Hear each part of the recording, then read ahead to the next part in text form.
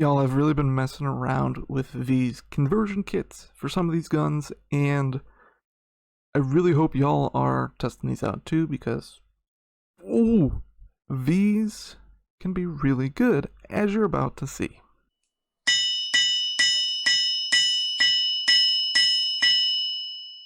What is going on, everybody? I am Pokepod. Welcome back to Pokepod's Workshop. This is not a meta-gen video, which we did last time, but this is one of my personal custom builds. If you watch the meta-gen build, you will know that I'm moving to 2 videos a week. If you did not watch it, I'm moving to 2 videos a week. One video will be my meta-gen builds that I got from True Game Data.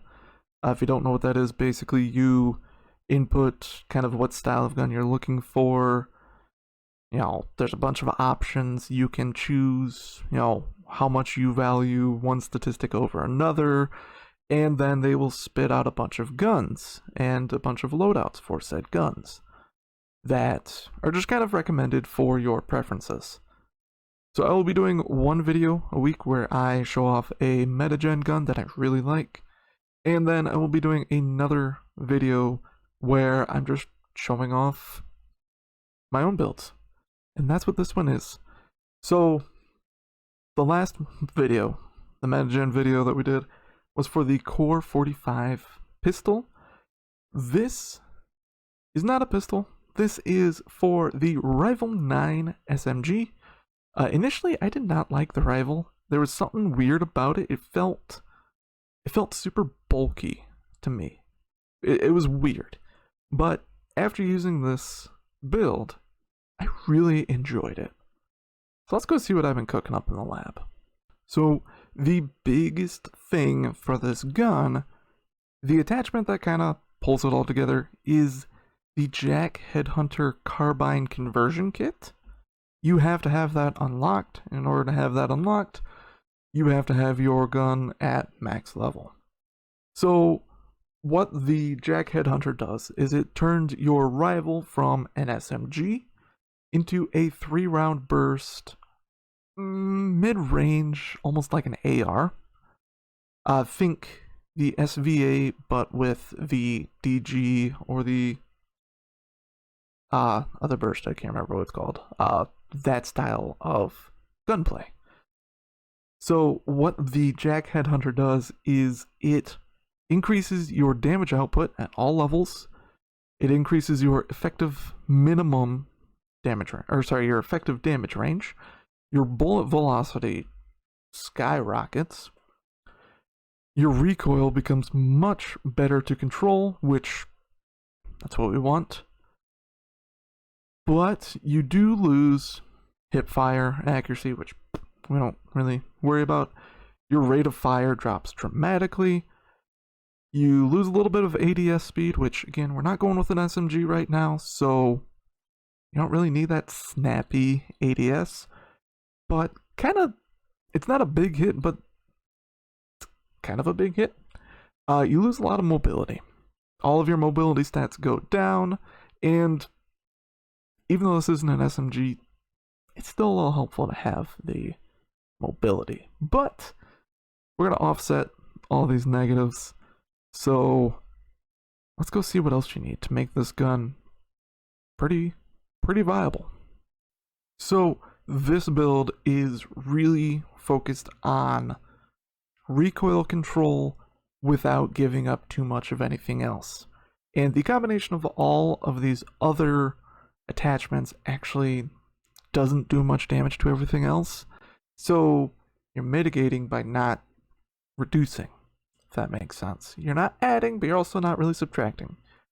So we went with the Bruin Heavy Support Grip, the Rival Vice Assault Rear Grip, the EXF Close Quarters Stock, and I put the QTG Reflex Sight. You just need to put basically any precision picture sight on here. You don't need something for long range, just a precision picture, really. Don't impact your ADS too much more than it's already impacted. You're not going to be wanting to use this, like mid-long range, you're going to want to keep this thing to maybe 50 meters at the max. So we are going to test this gun on 3-play dummies, as is the norm here on the channel. As you're going to see when you ADS, there's really not a whole lot of sway going on. This is actually a very easy to control gun. As you can see, you're not jumping. I did not control the recoil on that one. Even that a little bit further out. Didn't really control recoil. Now at further range, you will see there's a little more of a bounce. Takes a little bit more to take him out, but again,